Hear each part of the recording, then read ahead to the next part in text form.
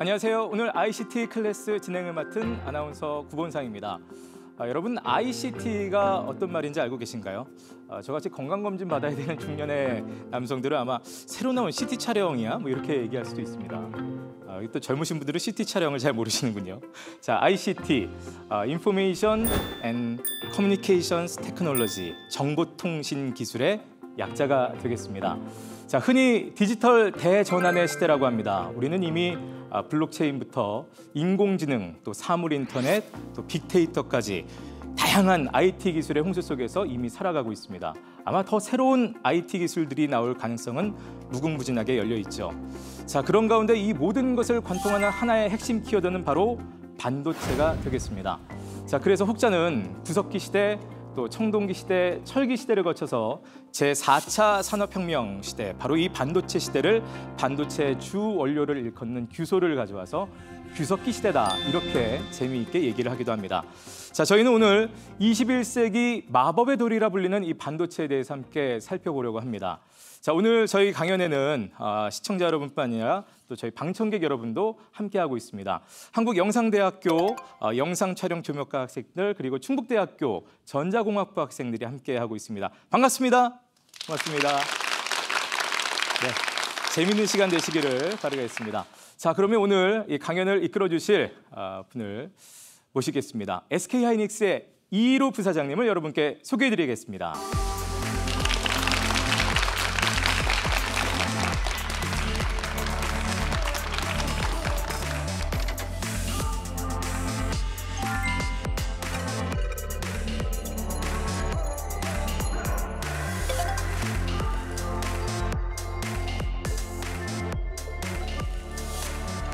오늘 강연에 들어가기에 앞서 저는 오늘 앞서 화면에 보시면 청주를 대표하는 직지 신체 요절을 찍어낸 금속 활자, 이 직지를 가져왔습니다. 아마도 청주에 사시는, 아니 대한민국에 사시는 분들이라면 모두 알 것이라고 생각합니다. 구텐베르크의 금속 활자 제작본보다 약 78년이나 앞섰다고 알려진 직지입니다. 금속 활자는 다양한 정보를 필사하거나 부정확한 구전 방식에서 이것을 정확하게 레코딩할 수 있도록 만들어지는 그런 대량 생산 체제를 만들어냈습니다. 이것은 과히 지식의 혁명이라고도 할 수 있습니다. 그 이유는 대량 생산 체제, 레코딩 기술이 만들어지면서 많은 사람들이 지식을 쉽게 공유할 수 있었고, 이런 공유를 통해서 인류가 발전해 올 수 있는 출발점에 섰다고 해도 과언이 아닐 것입니다. 그렇다면 제가 오늘 왜 이 반도체 강연에서 직지를 꺼냈을까요? 바로 이 직지가 청주를 대표하듯 반도체도 청주를 대표하는 아주 대표적인 기술이기 때문입니다. 우리가 부르는 4차 혁명의 핵심, 그리고 우리 사회를 실제적으로 변화시키고 있는 것이 바로 이 반도체입니다. 이 반도체 산업으로부터 이 세상이 출발하게 되는 것입니다. 아마도 제가 지금 이제 핸드폰을 꺼냈습니다. 아마 여러분들도 주머니 혹은 이 손목에 하나씩은 핸드폰이나 아니면 와치나 이런 것을 가지고 반도체를 갖고 있을 것입니다. 아침부터 저희는 우리를 일어나게 해주는 알람이 대부분 이 스마트폰으로부터 시작이 될 겁니다. 그리고 아침 식사를 할 때도 여러분들 냉장고가 요즘은 사물 인터넷으로 돼서 그 안에서 레시피까지, 조리 방법까지 만들어주죠. 또 여러분들이 학교의 수업, 또 내지는 어떤 업무를 준비할 때 쓸 수 있는 노트북, 태블릿, 이런 것들이 전부 다 반도체의 본산이라고 볼 수가 있습니다. 이처럼 우리 일상에 함께하는 모든 전자공학적 특성을 가지고 있는 것이 반도체 산업이 아닐까 해도 과언이 아닐 것 같습니다. 반도체는 이처럼 작은 칩을 떠올릴 수 있습니다. 반도체는 큰 틀에선 아마 전자공학도 여러분들은 잘 아실 수 있을 것 같습니다. 전자회로의 기술 산업을 의미합니다. 하지만 반도체는 글자 그대로 절반반, 이끌도, 몸체를 씁니다. 풀어보면 여러분들 잘 아시겠지만 도체는 전기 혹은 열이 잘 흐르는 물질을 도체라고 합니다. 부도체는 그 반대가 되겠죠. 반도체는 전기 전도도가 그 중간인 언제든 도체나 부도체가 될 수 있는 물질이라고 생각해 볼 수가 있겠습니다.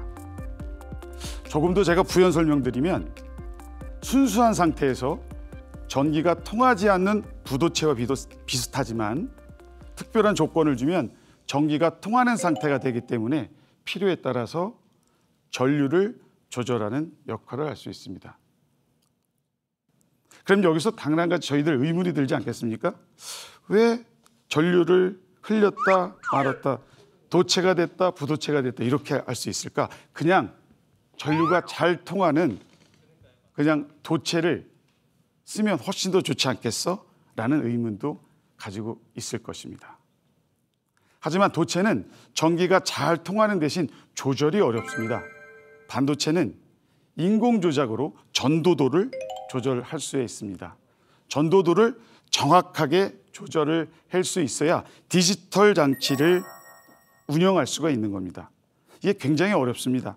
아까 말씀드린 것처럼 반도체는 쉽게 반만 도체라고 보시면 됩니다. 도체가 됐다가 부도체가 됐다가 전류가 흘렀다가 흘리지 않았다가 전류가 흐르면 1, 전류가 흐르지 않으면 0, 0, 1, 0, 1 이진법에 의해서 조절 장치를 가지고 이 전자도를 조절하는 것, 이것을 반도체라고 보면 됩니다. 반도체를 다른 말로 정의를 한다면 반도체 소자를 회로로 연결해서 차곡차곡 쌓아 만든 전자공학의 끝판왕이라고 볼 수 있는 것입니다. 이들 집합체를 우리는 직접회로, 여러분 아마 많이 들어보셨을 텐데요. IC, Integrated Circuit이라고 우리는 통상적으로 이렇게 부르고 있습니다. 이러한 반도체의 직접회로 칩을 줄여서 반도체라고 부르는 것입니다. 반도체는 다시 시스템 반도체와 그리고 메모리 반도체로 나뉘어지게 됩니다. 정보를 저장하는 반도체는 메모리 반도체로 이야기를 명명을 하고 있고요. 정보를 처리하는 반도체를 저희는 시스템 반도체, 이렇게 시스템 반도체와 메모리 반도체로 나눌 수 있습니다. 이 중 SK 하이닉스는 메모리 반도체인 D램과 낸드를 중심으로 생산을 하고 있습니다. 물론 시스템 반도체는 CMOS 이미지 센서라는 것을 생산하기도 합니다. SK 하이닉스가 생산하는 D램은 데이터 처리 속도가 굉장히 빠른 반면 데이터를 계속 잃어버립니다. 없어져 버립니다. 그래서 우리는 날아간다 라고 해서 휘발성 메모리라고 합니다. 하지만 이 낸드 프레시라고 하는 것은 데이터 속도, 처리 속도는 좀 느리지만 전원이 없는 상태에서도 데이터가 계속 남아 있습니다. 데이터가 계속 남아 있느냐 그렇지 않느냐에 따라서 저희들이 이 휘발성 메모리, 비휘발성 메모리 이렇게 보시면 여러분들이 이해가 쉬울 것 같습니다. 그래서 일반적으로 메모리라고 부르면 D램인 것이고 SSD 같이 비휘발성 메모리를 우리는 낸드 플래시라고 생각하시면 됩니다. D램과 낸드 플래시에 대해서 말씀을 드렸고요. 이제 조금 더 깊게 들어가서 클린룸이라는 것이 있습니다. 이러한 고귀한 반도체, 어려운 반도체가 어떻게 만들어질까요? 반도체에 대해서 여러분들이 생각하는 이미지는 뉴스에서 많이 보셨을 거예요. 저런 뒤편에 나오는 저런 공간 안에서 많은 사람들이 우주복 같은 거를 입고 일하는 모습들이 나옵니다. 저 우주복은 스막이라고 하는 방진복입니다. 저 클린룸이라고 하는 것은 반도체에서 꼭 필요한 공간이고 그 공간 내에서는 먼지를 허용하지 않습니다. 1년 365일 일정한 습도와 온도가 유지되는 아주 가장 깨끗한 곳입니다. 물론 저걸 갖추기까지는 굉장히 많은 비용과 시간이 필요합니다. 자, 앞에 보이시는 것이 제가 계속해서 말씀드린 청주 캠퍼스 M15 최근 만들어진 단일 팹이라고 합니다. 여러분들이 저 크기를 가늠하기 위해선 월드컵, 상암 월드컵 경기장을 예를 들면 좋을 것 같습니다. 저 단일 팹이라는 큰 공장 안에는 상암 월드컵 경기장 10개가 숨어 있습니다. 저 건설을 위해서 참여한 협력사는 160개사가 있었고요. 인원만 하더라도 240여 명의 인력이 투입됐습니다. 앞서 제가 반도체는 많은 돈이 필요합니다라고 말씀을 드렸죠. 해당 공사에만 20조 원이 투입됐습니다. 그야말로 어마어마하다. 정말 킹 왕짱이다 하는 것 같습니다. 킹 왕짱 요즘 안 쓰는 말인가요? 저는 한번 그래도 여러분들과 한번 하려고 킹 왕짱이라는 표현을 해봤는데 이처럼 어마어마하게 클린룸이 만들어집니다. 그러나 반도체는요, 국가에서 관리하는 핵심 기술입니다. 그래서 모두 그 안을 들여다볼 수가 없습니다. 우리가 이 반도체에 얼마를 언제 어떻게 투자하느냐 이런 것들이 전부 다 비밀이고 국가 경제를 좌우하고 있습니다. 그리고 기술 하나하나가 그 기업 경쟁력이기 때문에 그래서 반도체는 이 반도체라는 작은 칩 안을 사람들은 그 작은 반도체라는 것을 인식하고 있고 스마기라고 불리우는 옷을 입고 일한다 정도만 알고 있지만 실제적으로 어떻게 만들어지는지는 잘 모르고 있습니다. 그래서 제가 오늘 어떻게 만들어지는지를 여러분들에게 설명을 드리고자 나왔습니다. 자, 반도체는 흔히 8대 공정을 통해서 만들어집니다. 완성품이 만들어지는데요.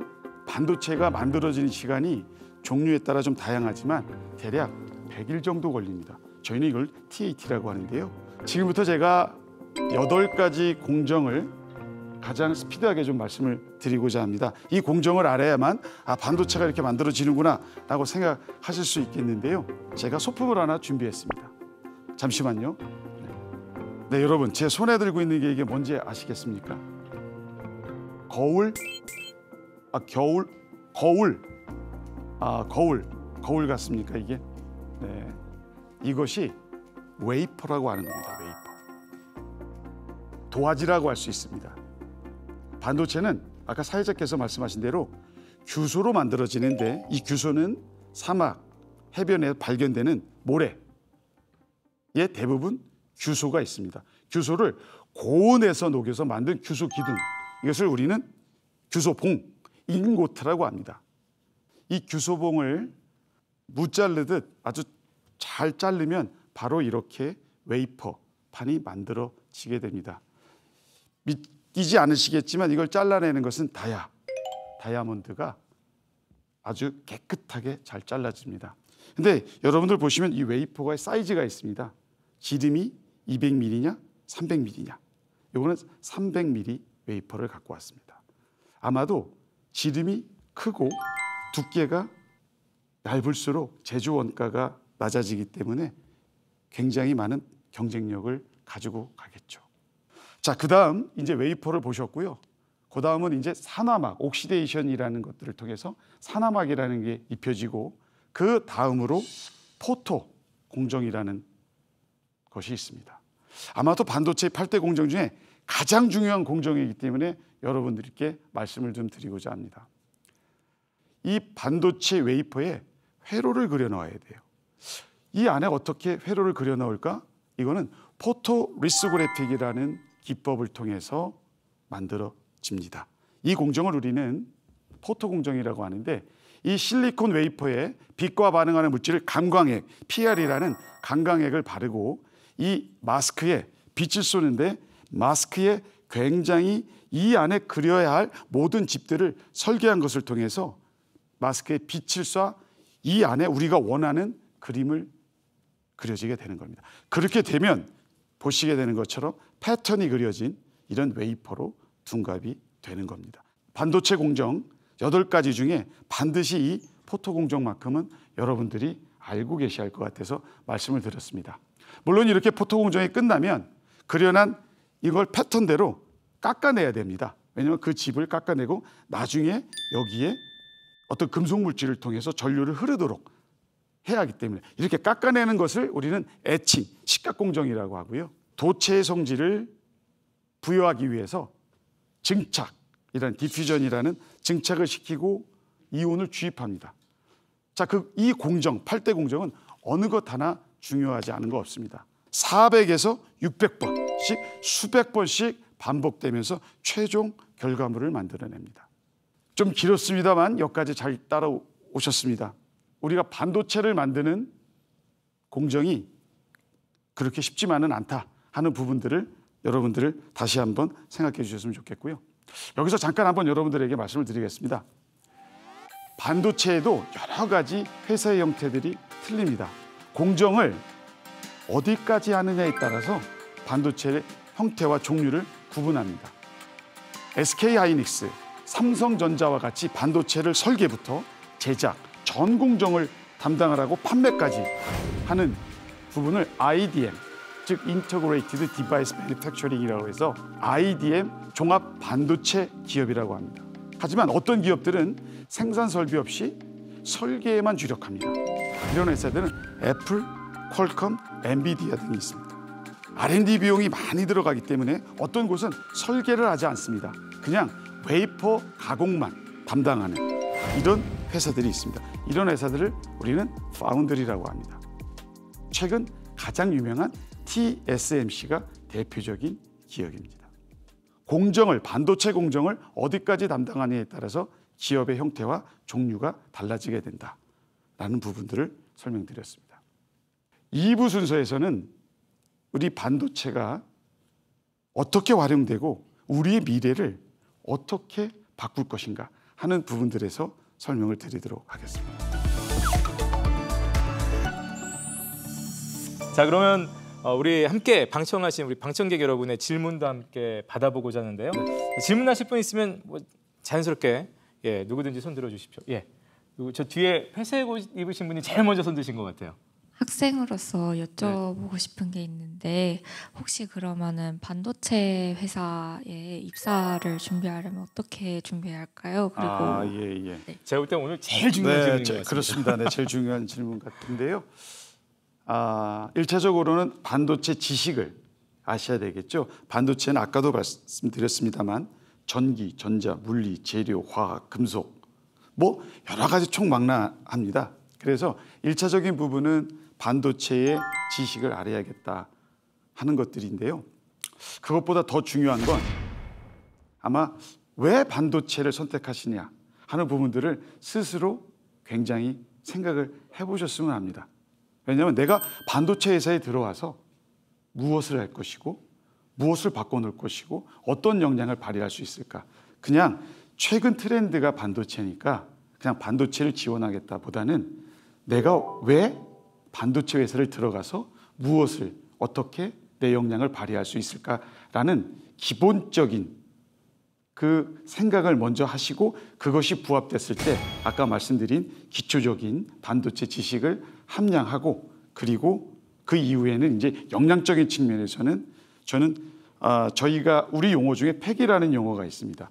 팩이란 일과 싸워서 이기는 기질 그리고 야무지고 빈틈없는 일처리 진취적인 기상 이것을 우리가 팩이라고 하는데요. 이런 팩이의 정신을 함양해 주시면 언제든지 반도체 회사로 입사하실 수 있을 것 같습니다. 조금 대답이 되는지 모르겠습니다. 또 질문 받겠습니다. 누구 질문? 여기. 반도체는 정말 조그마다고 들었는데 공장의 크기가 그렇게 커다란 이유가 뭔지 궁금합니다. 네, 반도체는 아까도 말씀드렸지만 단일 공장 규모로는 가장 크죠. 근데 그 이유는 대량 생산 체제입니다. 이 캐파를 가장 키울 수 있는 캐파가 어디까지냐 키울 수 있는 것만큼 키웁니다. 왜냐하면 그 안에 장치를 많이 집어넣어야 되고 아까도 보통 했을 때 한 20조 들어간다고 했지 않습니까? 장치도 많이 넣어야 되고 그리고 대량 생산을 많이 해야지만 그 원가를 저희가 줄여낼 수 있기 때문에 가능하면 크게 만듭니다. 그래서 크린룸이라고 하는 것은 사실 보여드리지는 못했는데 그 프리티움룸이라는 곳에는 굉장히 많은 가스, 케미칼 등을 하는 장치들이 훨씬 더 많이 있습니다. 이런 것들을 전부 합하기 위해서는 저 정도의 굉장히 단일 규모 그 상암 월드컵 경기장 10개 정도의 팹 규모가 나와야 경쟁력을 유지할 수가 있습니다. 괜히 있어 보이려고 크게 짓는 게 아니라 다 필요해서 그렇습니다. 크게 지었다라는 말씀이신 것 같습니다. 또 질문 있을까요? 궁금한 거 어떤 거지? 예, 여기 학생. 혹시 웨이퍼를 동그랗게 만드는 이유가 있을지 여쭤보고 싶습니다. 아, 웨이퍼를 왜 동그랗게 만드냐? 아무래도 아까 저도 보니까 네. 이게 반짝반짝하는 게 집에 하나 갖다 놓으면 너무 좋겠다는 생각이 들었는데 거울로도 쓰고 네, 먼저 네. 있어 보이고 네. 비싸죠 그거? 네. 부사장님. 굉장히 비싸. 아, 저것이 이제 패턴이 그려져서 예. 나왔을 때는 어쩔 때는 소나타 한 대 값도 맞먹기도 합니다. 그래요? 네. 지금 좋은 질문이셨는데요. 왜 동그랄까? 네모네도 좋고 별 모양도 세모이면 있고. 어떠고. 하지만 가장 저 웨이퍼 내에 수율이라는 게 있습니다. 수율. 저것들이 보통 그 웨이퍼 안에 1200 넷다이라고 하는 1240개 정도의 다이들이 있는데 이걸 살려내야지만 반도체로서의 재구시를 하게 됩니다. 근데 이것들이 이제 네모나 세모 같은 경우는 효율이 없겠죠. 그래도 라운딩이 되어야만 가장 많이 그 칩 안에 집어넣을 수 있는 건 네모나 세모판, 둥그런 원판이 아마 되어야 될 것 같습니다. 하지만 제일 중요한 건 현재로서 이 둥그런 원판을 다른 거로 바꿀 수가 없습니다. 그 이유가 가장 큰 이유가 뭔지 아세요? 장비입니다. 장비. 장비가 전부 다 원으로 되어 있기 때문에 이것을 바꾸자 하면 장비를 다 바꿔야 됩니다. 어마어마한 투자가 만들어지겠죠. 사실 지금 300mm보다 450mm가 이미 개발은 되어 있지만 투자를 못하는 이유는 훨씬 더 많겠죠. 200mm보다는 300mm. 300mm면 450mm에다가 셀을 만들어 놓는다면 더 많은 방을 만들 수 있겠죠. 하지만 선뜻 하지 못하는 이유가 바로 투자입니다. 450mm로 하게 된다면 모든 장비를 다 바꿔야 되는데 수십 조씩을 다 들어가야 되는 거죠. 하지만 현재 300mm 내에서도 우리가 발휘할 수 있는 최적화 모델을 만들어낼 수 있기 때문에 300mm 둥근 원판으로 웨이퍼를 가고 있는 거라고 보시면 될 것 같습니다.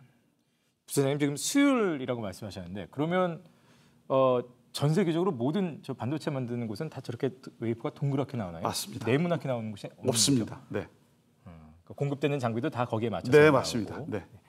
알겠습니다. 혹시 또 질문이 있을까요? 있으면 저희가 잠시 후에 저기 학생 질문 있네요. 예, 마이크 좀 전해 주시겠습니까?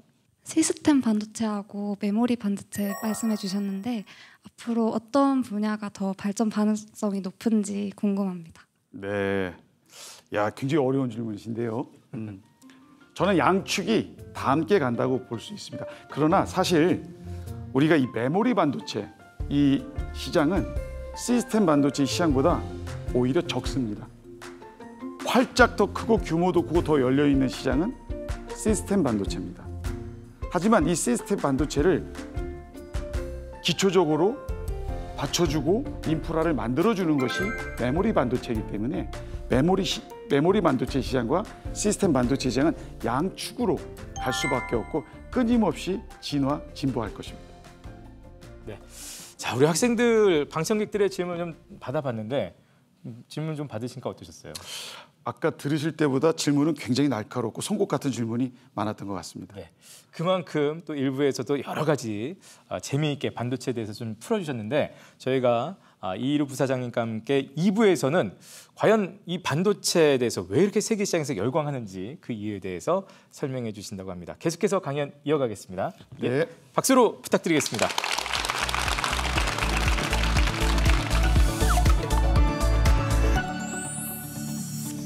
네, 앞서 우리가 앞선 시간 동안 반도체가 무엇인지 레코딩 기술 직지에서 메모리, 반도체로 혁신을 만들어 온 과정을 살펴봤습니다. 이번 시간에는 조금 멀리서 그리고 반도체 산업에 대해서 그리고 세계가 이 국제 경제가 글로벌 마켓이 왜 이렇게 반도체에 열광하고 주목하는지 그리고 앞으로 이 반도체로 인하여 펼쳐질 미래는 어떠한 것인지 이런 부분들에 대해서 살펴보고자 합니다. 이제 글로벌 마켓은 그야말로 반도체의 전쟁입니다. 우리나라뿐만이 아니라 미국, 중국, 일본, 대만, 그리고 이제는 유럽 국가까지 반도체를 생산하고 있거나 미래 기술에 관심이 있는 모든 국가들은 이 반도체에 모두 발을 걸치려고 노력을 하고 있습니다.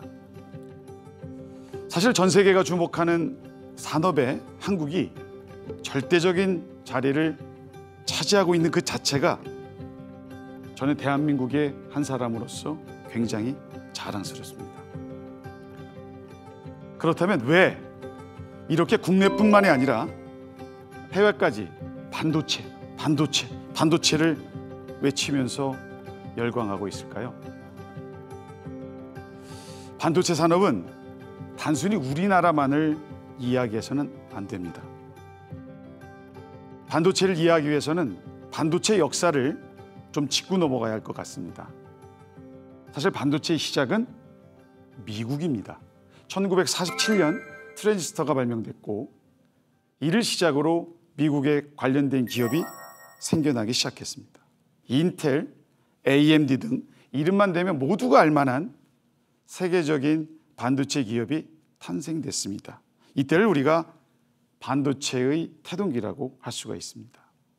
시작은 미국이었지만 이후 영광은 일본이 차지했습니다. 일본은 1960년대 히다치, 파나소닉, 소니 등의 가전기업을 중심으로 일본 정부의 지원을 등에 업고 반도체 기업을 전폭적으로 키워냈습니다. 소니의 워크맨, 샤프의 전자계산기, 여러분들 좀 들어보셨나요? 어리둥절하시죠? 저희는 이런 것들을 듣고 자랐습니다. 하지만 그 과거의 영광을 가지고 있는 기업들은 자연적으로 사라지게 되었습니다. 자, 다시 그 시절로 한번 돌아가 보겠습니다. 그 결과 일본은 세계 반도체의 중심이 되어져 있었고 한때는 일본은 세계 반도체 매출 상위 10개 기업 가운데 6개를 올려놓을 수 있을 정도로 말 그대로 반도체의 초강국이었습니다. 그러자 미국이 그냥 보고만 있지는 않았습니다. 참지 않았습니다. 미국은 저가의 반도체를 팔지 못하게 하는 이런 내용 등을 담은 미일 반도체 조약을 체결하게 됩니다. 이후 일본 기업은 미국의 견제와 잘못된 기술에 대한 집착, 정부의 정책 오류 등으로 내리먹을 걷게 됩니다. 이때 우리나라의 삼성전자, 현대전자, 그리고 LG 등은 이때를 기반으로 해서 우리나라 기업들이 반도체 산업에 진입하게 되었고 새로운 메모리 반도체 강제로 떠올라게 됐습니다. 대만에서는요, 이 시기에 아까도 말씀드린 반도체 업계의 슈퍼리라고 불릴 수 있는 TSMC 등 걸출한 파운드리 반도체 기업이 만들어지게 되는 것입니다.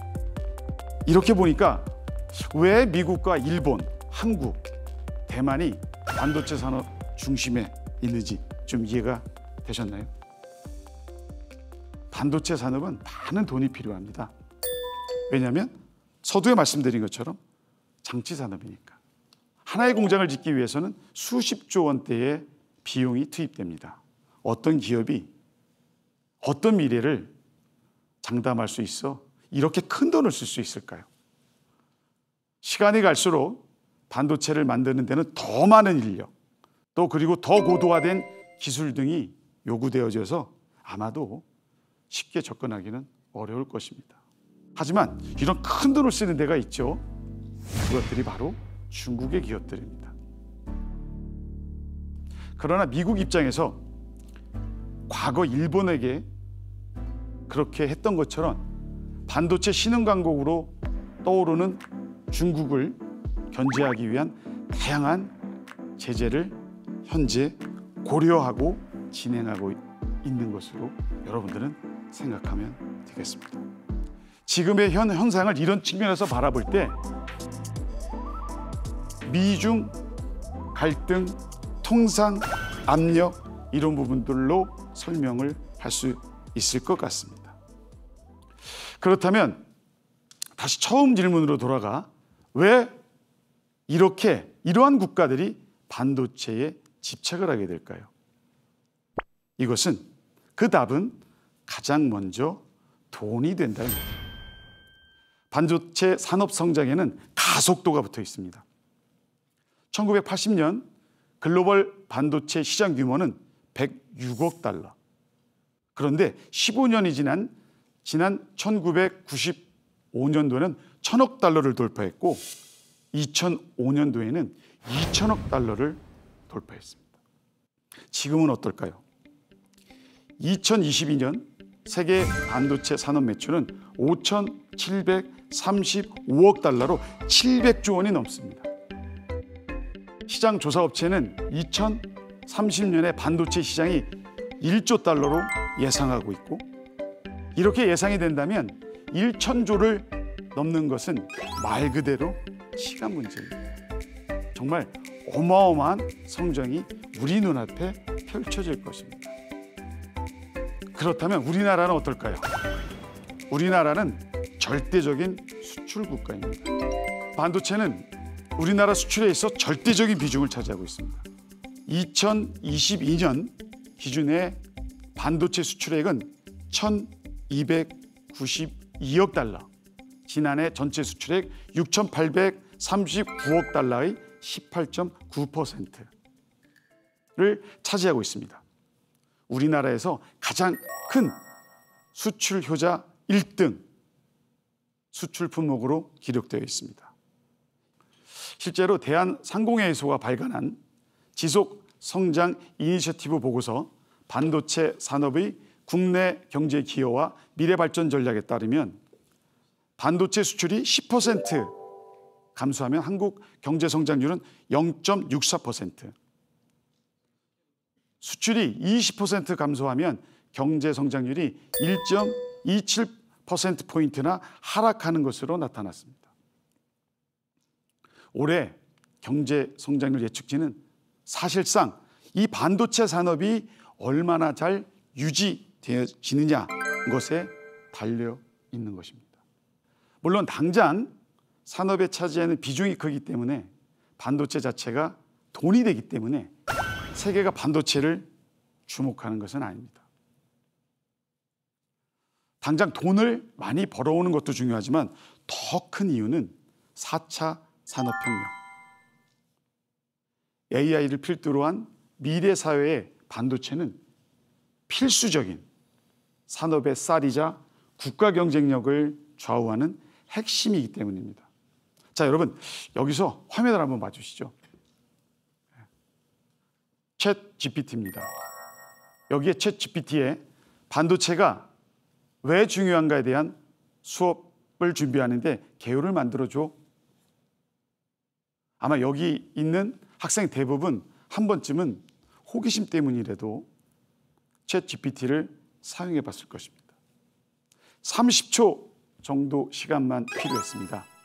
저렇게 강의 계획표를 다 짜왔습니다.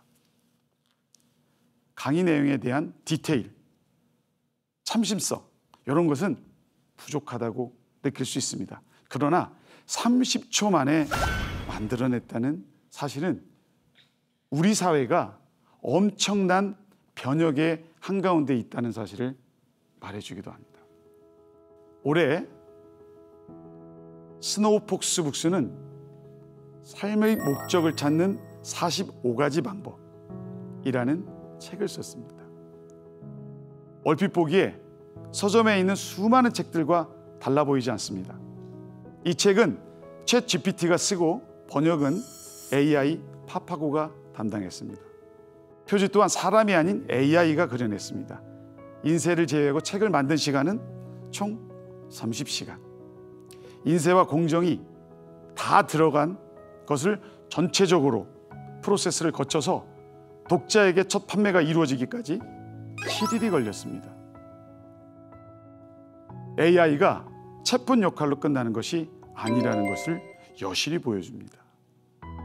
AI를 이렇게 장황하게 설명을 했습니다. 하지만 저런 AI가 도대체 반도체랑 무슨 상관일까요? 바로 저 AI를 작동하게 하는 모든 영역에 반도체가 필요합니다. AI는 데이터 기반으로 시작합니다. AI 전용 반도체가 필요한 것은 물론 수많은 데이터가 쌓이기 위해서는 메모리 반도체가 엄청나게 필요합니다. 저러한 AI가 만들어지기 위해선 수많은 반도체 산업의 성장이 담보되어야 한다는 것입니다. 이왕 이 자리에 나온 김에 잠시 여기서 SK하이닉스 자랑을 좀 해보도록 하겠습니다. 화면에 보이시는 사진이 HBM3입니다. 저 HBM3는 데이터 병렬 처리가 가능해 AI 반도체의 핵심으로 불리우는 GPU, 즉 그래픽 카드와 중앙 처리 장치 등이 비약적으로 발전해 왔지만 이를 떠받치는 메모리 반도체 성능 향상은 상대적으로 뒤떨어져 있었습니다.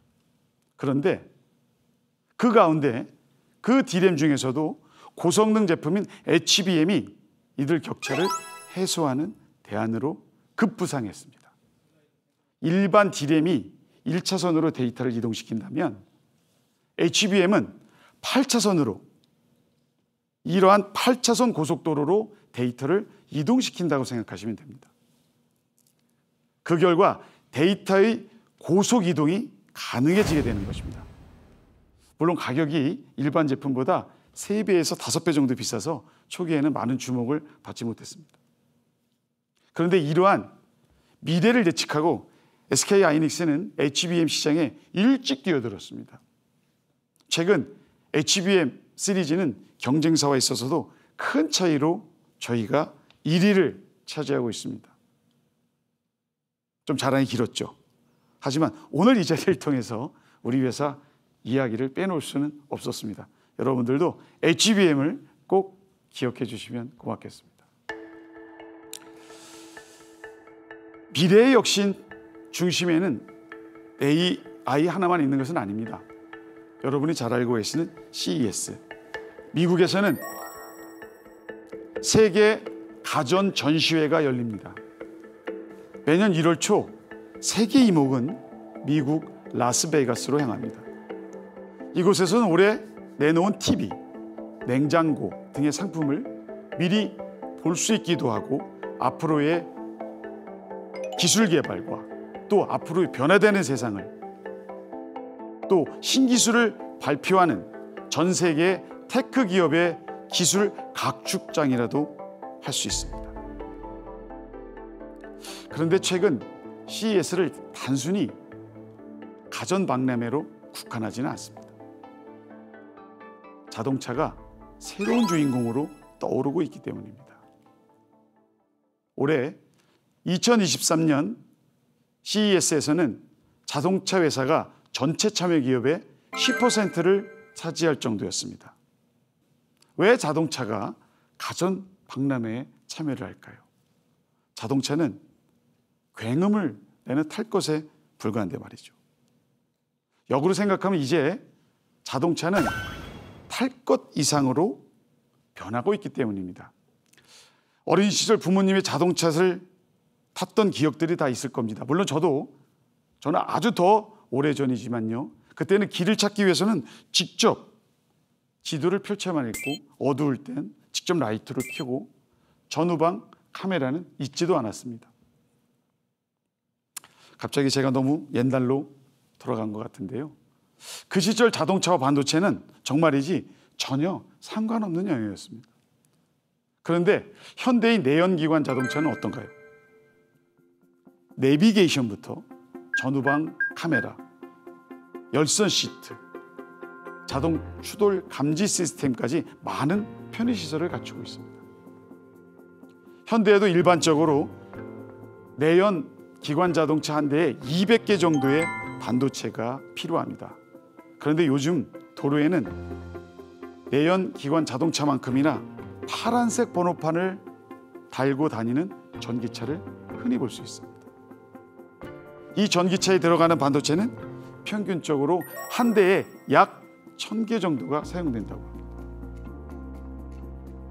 여기서 한 발 더 나가 보겠습니다. 앞으로 자율주행차로 바뀌면 어떻게 될까요? 더 많은 센서가 필요해 약 2000개의 반도체가 들어간다고 합니다. 또한 자동차가 센서로 데이터를 주고 또 받고 이렇게 주고 받고 주고받는다고 했을 때 수많은 데이터가 저장되는 메모리가 반드시 필요합니다. 역시 다시 반도체로 귀결되는 셈이죠. 이 외에도 우리가 활용하는 모든 기기, 사물 인터넷, IoT라고 하는 것으로 발전을 했고 기존의 가전기기는 스마트라고 하는 이름을 붙여서 더 고사양의 더 많은 반도체를 필요로 합니다. 아마 앞으로 펼쳐진 세상은 반도체를 빼놓고는 상상할 수 없는 미래가 펼쳐지지 않을까 싶습니다. 반도체는 지금 이 순간에도 혁신을 반복하고 있습니다. SK 하이닉스 청주 캠퍼스에서는 전 세계로 수출되는 낸드 플래시를 만들기 위해 365일 24시간 멈추지 않고 연구, 제조 공장이 돌아가고 있습니다. 앞서 제가 처음에 무대에 서면서 레코딩 기술, 청주 직지를 말씀드렸던 것 같습니다. 직지가 만들어낸 혁신의 역사가 지금 이 순간에도 이어지고 있듯이 이 혁신을 반도체로 이어받아 미래를 이끌어갔으면 합니다. 물론 반도체에서 일을 하고 있는 저부터 훨씬 더 많은 노력을 해야 될 것 같습니다. 이제 오늘 이 시간을 마무리할 때가 된 것 같습니다.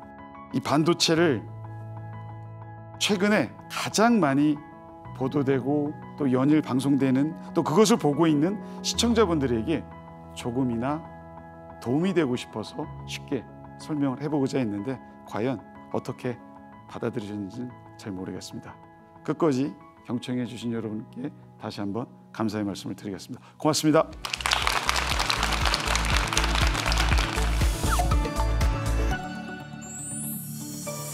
그야말로 제품의 뒤에 가려져 있던 반도체가 얼마나 우리 삶의 곳곳에 또 깊숙하게 스며들어 있는지 오늘 또 강연을 통해서 잘 배워봤는데요.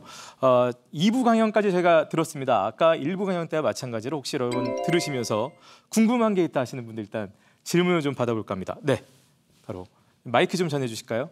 최근에 우리나라의 반도체 관련 그런 경기가 좀 많이 안 좋다고 제가 알고 있습니다. 혹시 이런 게 언제쯤 좋아질지 알 수? 참 어려운 질문을 저도 늘 기대를 하고 있습니다. 빨리 반도체 경기가 좋아지기를 늘 기도를 하고 있습니다. 그러나 저희들이 예측을 해보건대 아마도 지금까지 반도체가 작년 4분기부터 침체 일로를 걸어왔고요. 특히 그 글로벌 시장에서 굉장히 많은 부분들이 그 수요와 공급이 맞지 않아서 수요보다는 공급이 많은 현상들이 많아지고 있습니다. 빨리 수요와 공급이 균형점을 찾아서 이런 것들이 해결돼야 될 텐데 그래도 아까 지금 제가 설명한 것처럼 AI, 즉 챗 GPT가 만들어지면서 이제 클라우드 시장들이 움직이고 그 AI는 아까 데이터 기반이라고 하지 않았습니까?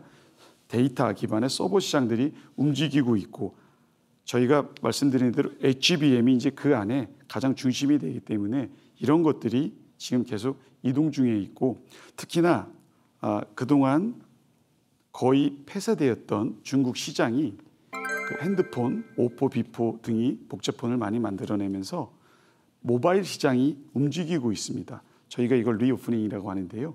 이러한 두 양축이 반도체 경기를 견인할 것 같습니다. 한 4분기 정도부터는 조금 경기의 전망을 해도 되지 않을까 이렇게 조심스럽게 말씀드릴 수 있겠습니다. 누구보다 빠른 경기 부양을 바라고 계실 것 같습니다. 자, 또 궁금한 게 있으신 분들 누구든지 좋습니다. 네, 여기 우리 남학생부터 좀 듣겠습니다.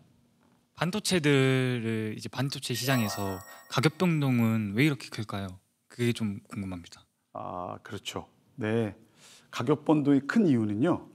한마디로 말씀드리면 불확실성, 예측이 안 된다는 겁니다. 결국은 가격의 결정 요인은 수요와 공급인데 최근도 저희들이 예측하지 못한 것들이 굉장히 많았죠. 일례를 들으면 코로나가 이렇게 길게 갈 수 있다고 생각을 아무도 못했습니다. 그래서 코로나가 이렇게 길게 가고 코로나 팬데믹이 수요를 어마어마하게 일으켜서 저희의 가격을 굉장히 끌어올렸습니다. 하지만 갑자기 우크라이나 전쟁이 이렇게 또 오래 간다는 것 생각지도 못했습니다.